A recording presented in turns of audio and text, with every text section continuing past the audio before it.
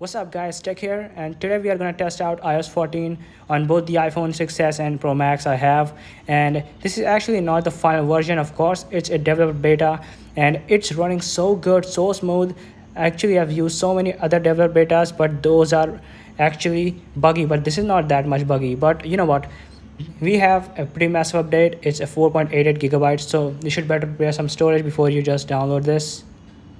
So before we start, let me tell you something good. That is, all these devices that has A9 chip within and already supported iOS 13 will support iOS 14, including iPhone 6s and the iPad Pro 2015 and 2016. That's cool. And of course, I tested this on my 6s too, and it's running really smooth. It's an 6-year-old device, and it's really good to see that it's holding 6 years. That's pretty damn nice, bro. And of course, that it makes it look completely new with those widget things. So start.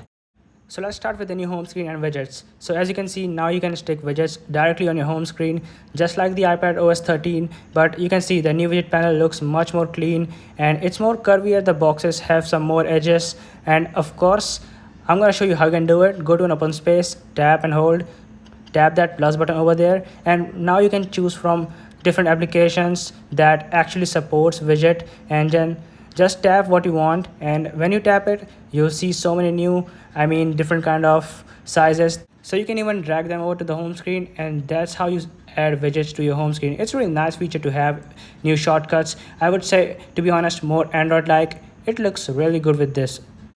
And one more feature right in the home screen, that is the app library. What it does is it organizes your application for you. You don't need to do anything. You can also edit them. For example, I'm going to show you, this is the social that includes Instagram, WhatsApp and Discord and all other Apple applications. And productivity, you can see like that. And even if you go to creativity, it does know what is YouTube Studio, and that's why it's placed in creativity, and it looks very beautiful on this. You can also see your suggestions, Siri suggestions, and these are the recently used apps. And of course, if you go there, if you tap, then you can find all your applications. Even you can scroll like this. It's definitely so much like Android, but I'm confident with this. I'm going to use this feature very well. So now with this update, we got a new application called Translate. So it basically translates languages for you. For example, I have is here is the English in this side, and to translate it to Japanese. So let me say something, and this is what I said. So it just translates it to the language that is selected, and it's a really handy app. It can be used anywhere while traveling. Siri definitely got a huge improvement because it doesn't cover up your whole content once you activate it. For example, now activate it, the Siri logo will appear at the bottom of the screen, and it got some new texture. It got some new look, and it looks very beautiful, more futuristic like Assistant. And once you ask any question, it will show you on top like this, just like you get a notification pop from top, and it's really clean. The best thing is it just doesn't cover up your whole content, and that's how we got one more feature I will show you later in this video. And actually, Apple claims that this Siri is 20 times better than the Siri we had 3 years ago, and that's really cool. So let's forward, and then we have some really cool handy feature, really helpful for so many people like me who type so much and use so many types of emojis. So now you can just search about the word and it will show you the related emojis. That's good.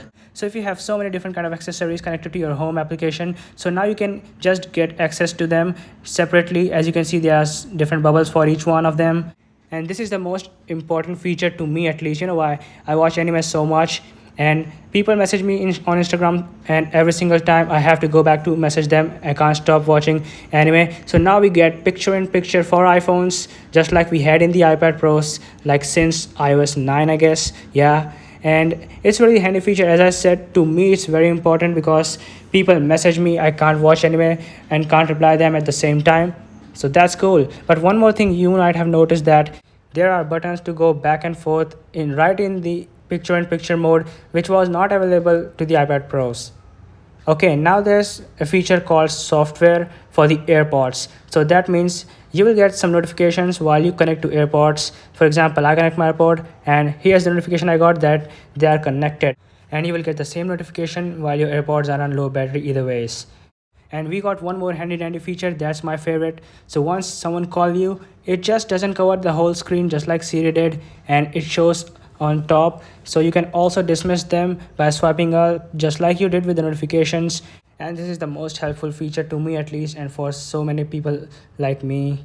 And now we have got another privacy feature in Safari. So once you tap on the top left over right there, then you will see something called tracking report, and it will show you all those websites that tracked you already and how many times it did track you. That's it. And one more thing, once you start using an application that needs mic in it like Siri and Discord and phone call, it will show you right here that it's recording.